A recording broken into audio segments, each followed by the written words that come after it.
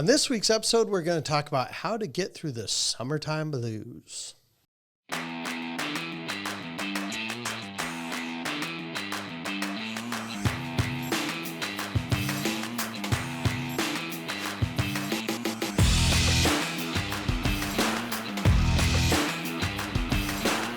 Hey everyone, welcome to this week's episode. I am Chad Owen, the Annuity Sales Coach, owner of Retirement Realized Financial, where we can help you become a mini Chad. No, it's so you funny. Don't want to become a mini Chad.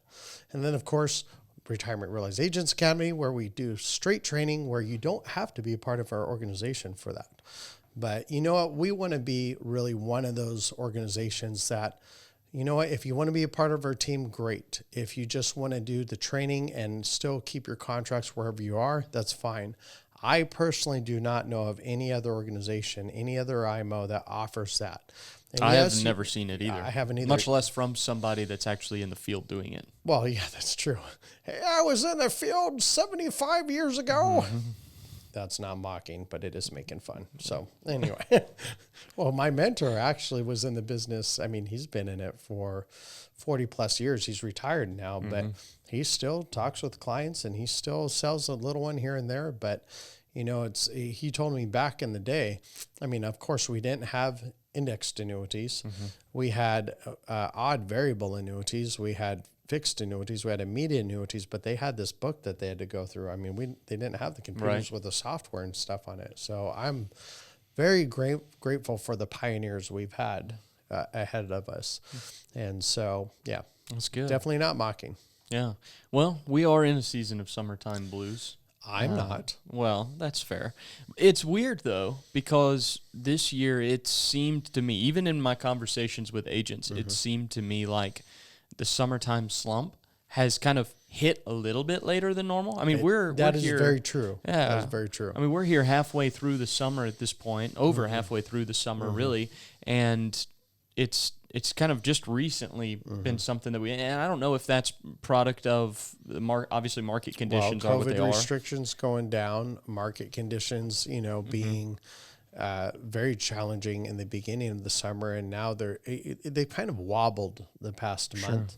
And the first part of the summer in May and stuff, they were just getting hammered. Right. So, you know, when it wobbles, and then you got people that flat out, they're gone. They're on vacation. So, I mean, there's not much I can do about that. When I can't go, hey, I just got a vacation. Why are you going on vacation? You know, and I'm honestly, you know, just purposely making a point that this summer, I'm definitely taking off more time than I did last summer. Yeah. I think I took off 3 weeks almost. The trip I just came back from a little bit ago, that was 16 days. And then I have a trip for 4 full weeks coming up in August. And so that means literally half the summer I'm going to be gone. Yeah. But that being said, I think for June, I still wrote $2.9 million. You did. And then July, which was only last week, I have $345,000 on right now. And I think I'll have a pretty good week this week. It's weird, though, because I had a really good appointment setting, but some of them are a week out. Right. And it's, once again, some people are on vacation and things like that. And they said, hey, we're out of town this week, so can you meet with me the following week? Yeah. But, you know, the reality comes into is still mindset. We are still in the greatest business you can ever be in anything. I mean, if you look at any top income producers, it's almost always the financial people. And it's the thing I love about what I get to do is my top income is based off of protecting people's money, not rolling the dice and gambling. You know, I get to truly help people. So I don't have any summertime blues. Yeah. It does get frustrating, though, to make calls, though, and you're like, oh, man, I just went through a whole stack. Right. Well, and I put down a few things that I felt like tend to kind of come up during the summertime blues, as we say. Number one, lead flow can reduce a little bit, although what you see, I think, more of is not as much a reduction in lead flow as much as you have just a reduction in appointment rate, like you're talking about, where you've got leads in front of you, but nobody's answering the phone. Yeah. And I don't know if that's a mentality in clients, prospects of they feel like they've taken one step closer to something they need to accomplish at some point but they're not going to actually do anything until after, the grandkids leave or after the vacation or after the summer's over, whatever it is. But you do have reduced answer rate on calls. And then ultimately with that, obviously a reduced appointment rate. Well, and it is because, this week I may only have a 4-day work week. Right. Now, granted, my 4 days hour-wise are still going to be, like today will easily be a 13, 14-hour day, easily. But, it's one of those things you look at, and that is the luxury of what we do in the summers. You can say, you know what, I'm going to run appointments and calls 4 days this week and then take a Friday, Saturday, Sunday off. You can do that. Right. Because it's important, because we know once September, October, November get in, it's crunch time again. Yeah. Well, now I had a question on that. So we talk about how the last quarter of the year, right, the winter time tends to be, at least historically, it has been your best quarter of the year for almost every year. Yep. But what's weird about it is you actually end up generally meeting with fewer people, but the people you do meet with generally are more serious about doing business. Do you find the same mentality in the summertime where if you can get people to meet, they tend to be more serious than others that don't? I mean, obviously more serious than those that aren't meeting, but I don't know, because a lot of the times people with higher net worths are on vacation. Okay, so maybe it's not necessarily tied. Like in the fourth quarter, you write more business on fewer people because you've got like your average case size in the fourth quarter for some reason is much larger. Yeah, but it'd be interesting to do. I don't want you doing this because it would take a lot of time, but it could be a perception. Yeah, I mean, because my case size is still really high right now. What's my average case size? It's over 440. Or 4. You thought it was going to drop. No, I thought your appointment rate would drop, and it did. What's my appointment rate at? Of the people like that you talk to. Actually, I'm sorry. No, of all leads, not of people you talk to. Yeah. But of all leads that come through, your hair over 40%. Huh. It was over 70 at the start of the year. Maybe you're right in this area. But flip side of that, your close rate, your application percent is over 80. So. Wow. That's the I guess the efficiency that we're seeing in your production this year is there seem to be more leads, but I will say too, the way that you're handling leads and working with other individuals is different this year than it ever has. I may get a lot of leads, but I get a lot more people now that are calling out of desperation because they don't have money versus the ones that want to protect the money they have. Interesting. So I definitely get a lot more of the scrubbed internet leads at 50,000, and that's all they have, which, I'm not moving anything in that case. Right. That's emergency funds and savings. And I know there's plenty of people, and I'm not saying do or do not, but there's plenty of agents that will write a $15,000 or $20,000 annuity. Sure. I mean, I actually just saw someone advertising you can get into these in as little as $5,000. That's true. I just won't do that. Right. I'm not going to lock up someone's emergency funds and savings. If they have 10 grand and we use 5 grand, that's still suitable, but people can blow through 5 grand with one bad car repair. Oh yeah. Especially if you own a Chevy. Well, not really. It's just because of labor, because the parts aren't worth anything on that anyway. So there it is. You could do the bubblegum machine with 25 cents for the parts, but it's the labor. Yeah. Yeah. So this year, which is funny. I'm just trying to move past it at this point. But you're closing over, 80% of the people that you meet with, which is quite honestly pretty staggering.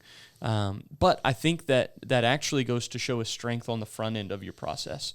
If you see a very, and 40% is not a bad appointment rate. That's not bad. It's 4 out of 10 by the time you factor out lead rot, because you don't call, like you get a lead on Tuesday, you're not going to call them till the following Monday anyway. So that's almost a week of time.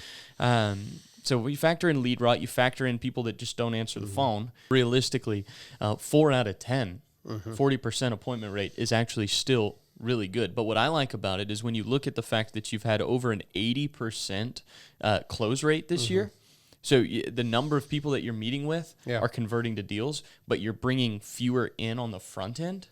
That means that your call process is improving. To me, it means that you're like the way that you're getting information over the phone and you're weeding out certain things that probably are not maybe a good fit for an annuity. That is true because, I've gotten to the point in my career where I'm not going to beg someone to protect their own money. Right. If someone doesn't want help, I'm not going to force it. And I've always been in that way, shape, or form. But at this point right now, when I have so many people that want to meet right now, that need to meet right now, why would I waste time trying to convince someone to protect their own money? It's not my money. Right. Or if they want to give me a hard time, which they all do. I mean, there's we're all going to have issues with some client at some time or another. It's just, I want people that are long-term relationships. And you say, well, how's that possible? You do an income rider a lot of the time. What do you plan on continuing long-term relationship? My relationship is not based off of making money on them in the future. Right. My relationship is based off of they can trust me. Right. And I'll always be there to help them. Yeah. Yeah, so that's good. Well, I put together 8 different things that I felt like would help agents navigate it. Yes, 8. Yeah, right. God, 8 things. Yeah. We got a few minutes. We'll hit these last few. Okay. Number 1, just go into summers in general, knowing there's a summer slump. Okay. And I'm always going to complain about how slow it is, and I'm going to call my marketing people. I'm going to go, what the heck is going on with the leads? Why are we not? And they're going to go, we have to do this. We actually have it on our calendar. Chad's going to call to complain. Okay, there you go. Yeah.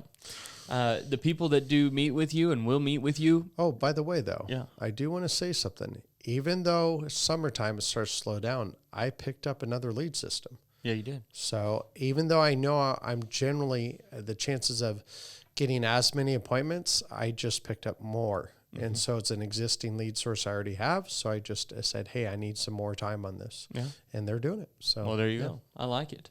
I mean, if you're still meeting with people, which I encourage you to keep working the leads that you've got, keep working the leads that come through, treat them just like you would anybody. I mean, don't go into it with the mentality that, they don't want to meet. It's summertime. Treat them like, assume they actually want to do business with you because they'll pick it up in your voice if you're assuming they don't. And that won't lead to anything good. Understand urgency and why it's needed with current market conditions, especially. I mean, we're right now here in 2022, July of 2022. We're, I guess, August of 2022 now by the time this podcast goes out. But, I mean, market conditions are, it's prime time. And it's been prime 100%. Time for all year. And it will be prime time for the next year or two. Don't cut corners or devalue your services by becoming an order taker simply for the sake of trying to close a deal. That's one of the things I come across pretty frequently is as production slows down for agents, the felt pressure of needing to write business goes up. And when that pressure goes up, I think is easier for agents to buy into this like cut corner mentality and just kind of appease the client and do whatever the client's saying. And rarely does that actually benefit.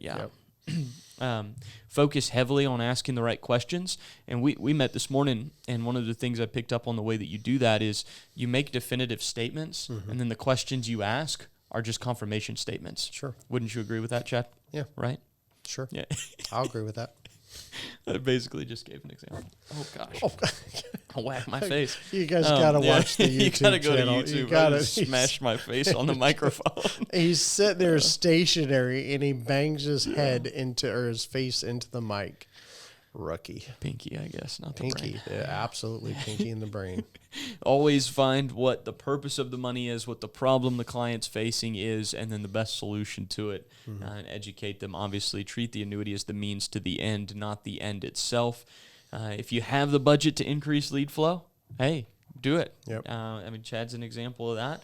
And then perhaps even consider using the time as an opportunity for you to capture some R&R, for you to get some rest, if you can, and if it's needed. Yeah. We all can. I mean, even when we had no money, it means we were going to the park. It means we were making our own sandwiches, and then we go to the park. I mean, this, doesn't have to be lavish. Yeah, it isn't until probably the last 12 years where we've really been able to go after things, enjoy going out and doing things that we normally couldn't afford before. But we don't take that for granted. I mean, it's honestly something we value highly. And that's my wife and I saying, that's the kids' things. Right. Our kids got to live a very fulfilled life from the standpoint of seeing the world, doing third world missions, Tons of travel. you know, tons of travel, seeing different cultures.